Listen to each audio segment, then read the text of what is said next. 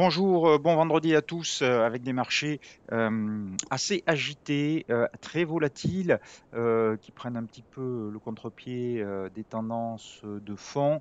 C'est dû principalement à la succession des rendez-vous des banques centrales qui ont amené beaucoup de volatilité sur le marché obligataire. Ça a été particulièrement flagrant hier sur le yen avec des taux euh, au Japon qui ont brusquement augmenté, ce qui a donné lieu à des flux vers le yen, alors que la Banque centrale essaye, ou la volonté de la Banque centrale est de maîtriser, contrairement aux autres, les taux proches d'un niveau de zéro. Alors ce matin, ils ont réaffirmé leur volonté, donc le yen rentre un petit peu dans l'ordre, mais en tout cas, ça provoque beaucoup de volatilité. On a vu la hausse surprise hier de la Banque nationale de Suisse, la hausse des taux en Angleterre qui était très largement attendue, mais qui a malgré tout fait monter le yen sur les marchés. Et puis maintenant, les craintes de récession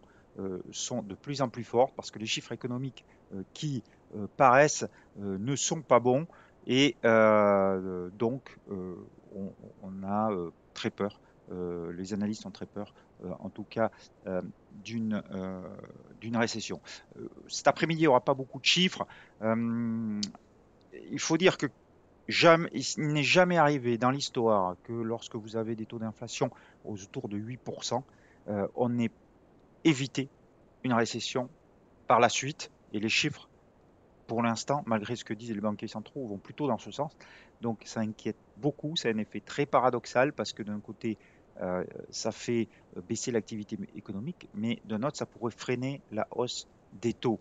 Donc la volatilité est très importante. Aujourd'hui en plus, c'est la journée des cartes sorcières, c'est-à-dire l'expiration des contrats de- d'options et de taux et futurs trimestriels sur les marchés. Donc c'est un facteur qui accroît sur la journée la volatilité, donc méfiance. Voilà, avant le week-end.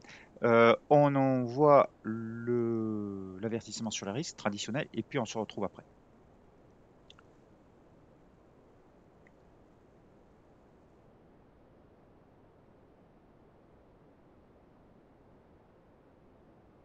Voilà, avec l'indice dollar qui, vous voyez, a largement a corrigé en tout cas hier. Mais vous voyez ces mèches quand même hautes et basses qui sont assez conséquentes et qui montrent l'indécision des marchés. Donc quand c'est comme ça, euh, on garde, on prend un peu de hauteur, on regarde d'un peu plus haut et on voit que la tendance est toujours haussière puisque on a un sommet ascendant par rapport au précédent et un creux qui est plus bas. Donc, selon la théorie de dos, on est toujours sur une tendance positive. Donc, pour l'instant, on est juste sur une respiration du dollar, surtout qu'on n'a même pas cassé la moyenne mobile à 13 périodes. Voilà. Donc, sur l'euro-dollar, qu'est-ce que ça donne? Alors, sur l'euro-dollar, on a droit à un rebond et presque peut-être qui se transformera dans l'avenir à un double creux, mais pour l'instant, c'est absolument pas le cas. C'est encore plus flagrant sur le kiwi, on va le voir tout à l'heure. Je vous rappelle qu'on a une position, ou que j'ai une position ouverte sur l'euro-dollar avec un stop sous cette oblique baissière, donc qui n'a pas été touchée, mais c'est vrai que c'est une moitié de position, on le verra avec le tableau à la fin de la vidéo, mais c'est vrai que ce rebond est quand même conséquent, mais aujourd'hui déjà, il n'est pas suivi encore, on verra cet après-midi, par un prolongement. Donc, ça veut bien dire qu'on est toujours dans une tendance baissière et qu'on est dans une indécision. On pourrait avoir une après-midi encore un petit peu haussière et lundi qu'on reprenne le chemin de la baisse, hein. Ça ne serait pas du tout quelque chose de surprenant. Si on regarde sur les autres devises majeures, on va prendre le câble. On a exactement le même scénario. On a toujours pas dépassé la moyenne mobile à 13 périodes, donc on ne peut être que baissier, même si ces deux bougies effectivement montrent un rebond assez conséquent, mais techniquement, il n'invalide rien du tout. Pour l'instant, on ne peut rester que baissier. Je prends le kiwi, puisque on avait une pause, et puis quelqu'un m'avait demandé hier, on a discuté d'une éventuelle formation en W. Donc j'avais dit que si on pourrait peut-être, si on repassait sur le plus haut d'hier, envisager un rebond en W. Alors on peut toujours l'envisager, mais personnellement, je reste baissier. Ce rebond technique, pour moi, pour l'instant, il casse rien du tout. Je changerai peut-être d'avis si on cassait la première zone de résistance, qui serait cette droite de polarité ici sur 0,6424 et qui, qui est bientôt rejoint pardon, par cette moyenne mobile à 34 périodes. Donc, cette zone de résistance maintenant est un petit peu plus... c'est en train de se former. Donc, si on l'a dépassé, là pour le coup, j'aurais peut-être un signal d'achat, mais pour l'instant, ce n'est pas le cas. Par contre, ce que je vais faire, c'est que je vais abaisser mon stop au-dessus de la moyenne mobile, donc à 0,6440. Je vais le mettre à 0,6445. Je modifierai ça en fin de vidéo sur le tableau. Euh, donc, on va aller voir l'OSI, puisqu'on est sur les antipodes. L'OSI qui est toujours lui aussi, vous voyez que dans tous les cas, cette moyenne mobile à 13 périodes, pour l'instant, elle bloque la progression des cours. Donc, on ne casse rien, vraiment rien. Et encore, c'est pas une résistance très forte, la moyenne mobile à 13 périodes, normalement. Donc, on casse vraiment aucun signal ou indicateur ou résistance technique. Donc, on ne peut que rester dans le sens de la tendance principale. Alors, les paires en yen, alors il s'est passé beaucoup de choses sur l'euro-yen. Vous voyez, alors sur l'euro-yen, regardez bien ce qui s'est passé. On a une bougie hier avec une longue mèche basse qui indique la présence d'acheteurs au contact de ratio Fibonacci assez conséquent. On a aujourd'hui une belle bougie verte. Si d'aventure ce soir on terminait comme ça, alors il y a le week-end, donc je ne prends pas de position juste avant le week-end, mais si lundi matin on avait une configuration de ce type avec une ouverture en hausse lundi, vous pourrez repasser haussier sur l'euro-yen pour une reprise de la tendance. Et même son de cloche sur le sterling yen, même si je pense que l'euro-yen est un peu plus fort, avec cette longue mèche basse ici au contact du retracement Fibonacci 61,8.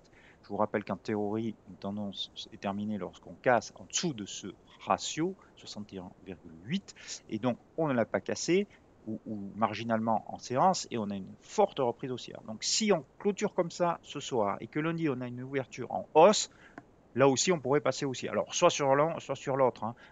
Moi, je préfère l'euro-yen ou, à la rigueur, peut-être de la UD-yen éventuellement, mais plutôt que le sterling yen. Mais vous pouvez le faire sur le sterling yen. Attention au money management, puisque vous serez doublement exposé ou triplement même à la baisse du yen dans ces cas-là. Le dollar yen, là aussi, attention, j'avais dit si on dépasse alors c'est la résistance maintenant, elle est plutôt sur 135,20. J'ajusterai cette résistance.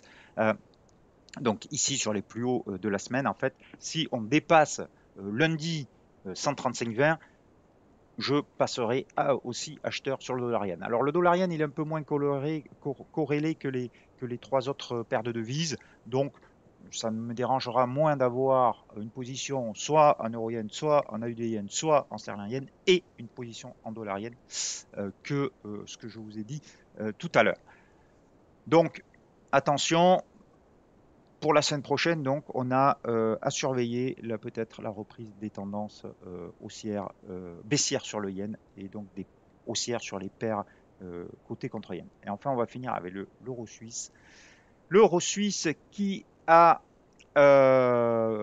connu, le franc suisse, une très très très forte hausse hier suite à la BNS. Donc on est maintenant, on a cassé cette droite ascendante On a cassé le ratio Fibonacci de 61,8, donc je suis baissier avec un possible retour sur 1,0088, voire sur la parité. On a juste un petit support qui s'est formé hier, enfin ce matin et hier, sur 1,0130, mais je ne pense pas qu'il tiendra très longtemps. Donc j'engage une position short sur l'euro suisse à 1,0350 cours actuel, avec un stop au-dessus de ce retracement de Fibonacci qui correspond à peu près à la moitié de du chandelier, donc au-dessus de 1,0290, donc sur 1,0295. Attendez, de vous dire. Non, non, la position elle est prise, pardon, sur 1,0. Je vous ai dit 1,0350, je crois, c'est 1,0150. Voilà. Pour viser donc un retour à la parité, 145 pips de gain sur 145 pips, 150 de gain pour 145 pips de risque. C'est pas un super ratio, mais ça peut se justifier sur une petite position par rapport à votre capital. N'engagez pas, parce que le mouvement quand même a été très violent, donc il peut très bien y avoir une correction. N'engagez pas trop sur ce plan de trading. Le dollar suisse. Alors le dollar suisse, ce qui va être intéressant, c'est que il pourrait très bien, vu la bougie d'hier, revenir tester cette zone de support, très forte zone, correspondant au retracement de Fibonacci et du dernier creux ici qui avait provoqué un vaste rallye du dollar suisse. Donc on verra, mais si ça casse cette zone, c'est un double sommet qui serait validé. Donc les perspectives baissières seraient assez importantes, mais pour l'instant, on n'en est pas là du tout. Et on va finir avec le Luni. Je crois que j'ai tout vu. Je suis en train de réfléchir. Oui, oui. Donc le Luni, toujours pareil. Hein, ceux qui sont longs, ben, vous pouvez viser en 30,77. Ceux qui ne sont pas en pause, c'est trop tard pour rentrer long sur cette paire de devises. Mais on a un biais haussier à court terme. Donc, on va mettre à jour. On va mettre à jour ici le tableau des plans de trading. Donc j'ai dit qu'on ajustait ici le stop loss à 0,6445. Alors 0,6445. Donc je le fais avec vous. Et donc il y aura un nouveau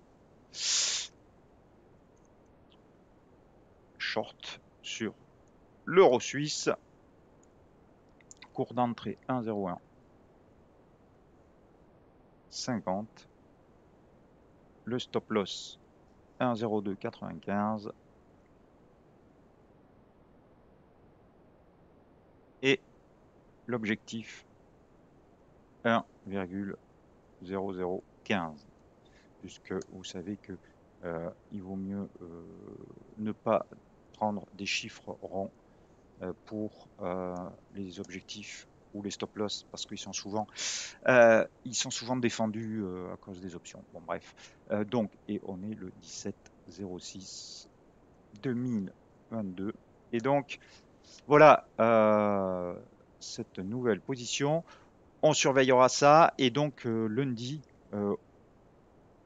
hop, attendez, je reviens vers vous. Voilà. Donc lundi, surveillez donc les paires en yens pour éventuellement des trades dans le sens de la tendance. Voilà. Très bon week-end à vous. Profitez bien du soleil, puisqu'il paraît qu'il va faire, il fait déjà très chaud, mais qu'il va faire très chaud demain encore. Profitez bien, mais pas trop. C'est comme comme sur les marchés, il faut se couvrir. À lundi. Ciao, ciao, bon week-end.